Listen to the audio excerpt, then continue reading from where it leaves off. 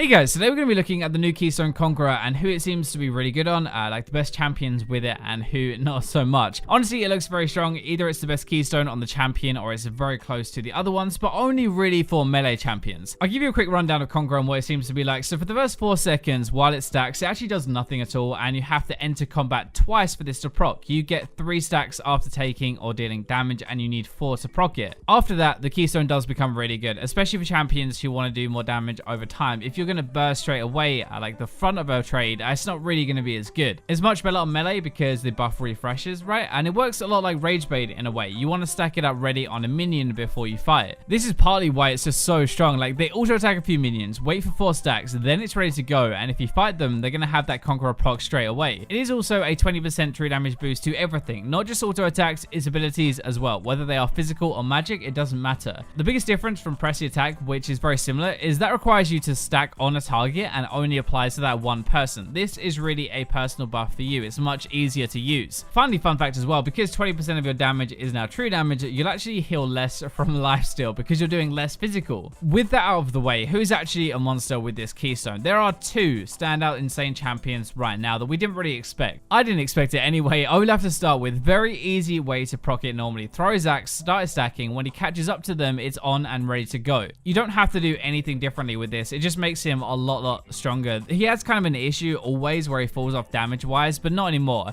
He also got a massive damage buff in 8.5 to his ultimate recently, so the combination means that when he runs at you, he's now doing more damage anyway, and 20% of that is going to be true damage. There's not really much you can do when he's that fast, does that much damage, and you can't crowd control him either. But I mean, Olaf has kind of lacked a really solid Keystone so far in season 8, but this was really made for him. He doesn't really burst. He's going to like fight you over time. He wants to do that steady damage. He's got a lot of lifesteal, a lot of attack speed, and I wasn't really expecting this one, but his win rate is ridiculous with it. The other insane champion is actually Kled. A few people said this in the patch video, and you got it right. Like, Kled is actually nuts with it. Same idea as Olaf. You'll start combat chasing people down, and once you finally get in range properly to use your stuff, Conqueror will be active. He is sort of a burst champion, but the good thing is that he does it now after it's active, so it bursts even harder than normal, if that makes sense. He also wants drawn out fights normally, like he'll demount, then probably try to remount during the fight again. All that time, he's keeping this active and doing a lot more damage. It helps him snowball a lane harder and fight way more, and I think that's another point. A lot of bruisers lack that little extra bit of damage to really crush a lane, which meant they couldn't get a big enough lead. Now with this, you can really fight properly, and obviously that 20% true damage does more the more damage you get, so it actually scales really well at the same time and is insane late game. There is another side to that though. One thing I do also like about this is you don't have to build full damage to make it work. Kled builds this kind of off-tank damage build, health and damage basically, but that does actually a lot more damage because of Conqueror.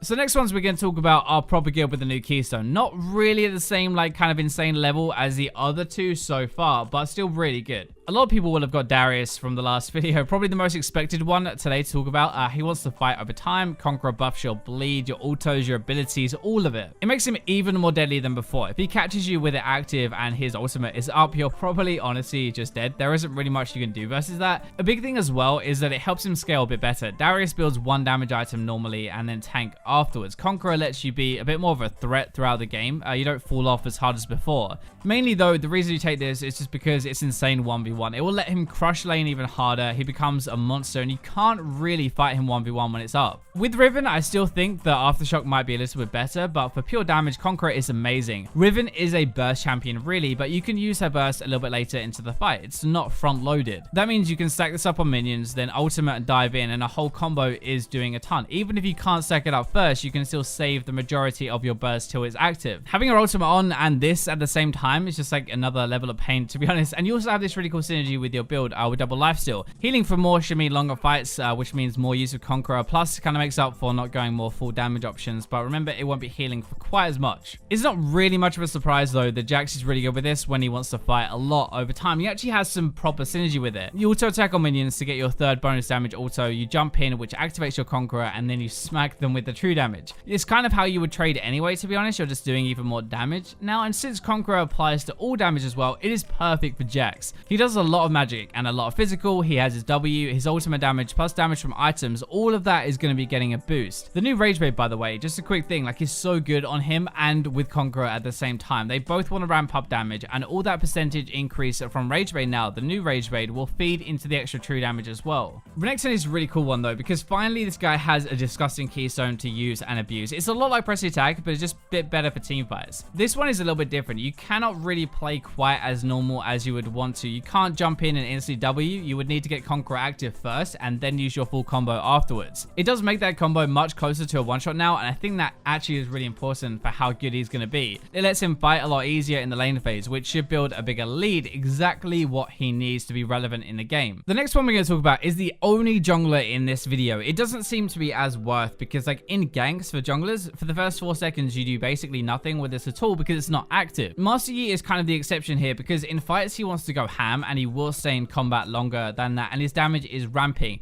It also scales with damage items insanely well, right? And Yi just builds a ton of crits, so you have that there as well. It's not going to be anywhere near as good as others early into the game, but later it will be insane. Another one a lot like Yi is Yasuo. He's kind of overtaken press attack already as a new keystone of choice for Yasuo, and it's doing really well. You don't really have to do anything differently to use this. You want to stack your Q 3 times before diving in normally. By that time it's going to be active, it'll be ready to go. It's only not going to be as strong when you're starting a fight straight on somebody and you haven't stacked it up before. Yasuo is basically an AD carry, a lot like Yi. He builds a lot of damage, and all of that damage will have 20% of it as true damage. All those massive crits, your auto attacks, your abilities, that is going to add up to be an absolute ton of damage, especially late game. It makes you even more deadly. It's also nice for your auto attacks. You have a lot of damage built into them, but you don't build arm pen really. Obviously you get some of it from your ultimate, but if you haven't used that, this will help a lot. And next one is kind of cool because I don't think Aatrox is trash shit anymore, you know, not with this anyway. Aatrox builds a lot of damage, so he's definitely using that true damage really well. He can easily proc this with his E before he jumps in, meaning he's going to have it the entire fight.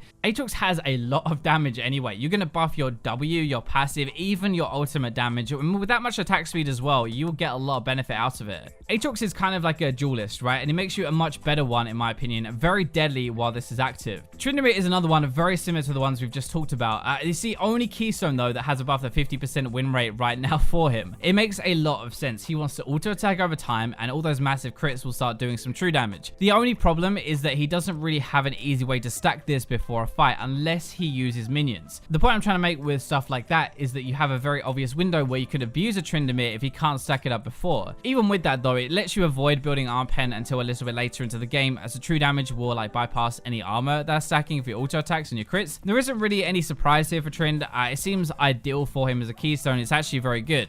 It might seem a bit weird to you that we haven't talked about Fiora just yet, and she is down here at the bottom of this very good tier because so far her win rate doesn't really show that she's insane with this or anything, and Kleptomancy still wins more. I think she is really good with it though. You just kind of need to adjust your playstyle a little bit more. You have to play slightly differently, unlike a lot of the others. You're probably gonna have to like queue in, kite a little bit, proc Conqueror, and then go in, and in theory, if Fiora does want to fight over time, it would help a lot with it. I guess the other side is that she does scale very well with the items, and Kleptomancy can just like let her get those items much faster and help her in that way instead. There is no doubt though, late game with Conqueror, Fiora is going to become almost unstoppable. So a couple more good ones then. Camille seems good as well, but not as amazing as the others we've had talked about before. She can get a lot of benefit out of it, but only if she dives in after it's active. Again, it's a little bit harder to use for Camille. She is a burst champion in team fights, to be honest, with how fast she kills people, and this adds absolutely nothing if you fly in just like normal. It can be good still. It's more of a duelist style of thing. In lane, it's definitely going to be good. You can stack it up on minions and dive in, but in team fights that's a bit more difficult. Irelia is another one. Honestly, I thought this would have been better for her, but it's just about the same as the other keystones. With the new reworked Irelia, I definitely think she'll be strong with it though. If it's also playstyle, it's kind of like a buffle that on hit damage from her passive plus her Q, E, and ultimate damage at the same time. You can also get this to proc by jumping in around first with your Q, then going in for the kill when it's actually active. It seems okay with her now, but even better when she has her new kit. Alawi is a lot like Fiora. Like Kleptomancy can be just as good and give her more items instead of damage from her keystone, but saying that, it's not bad though, and it could definitely work. In theory, it could increase your ultimate damage. You've got multiple ways to proc it from range, and it should be actually pretty good on her.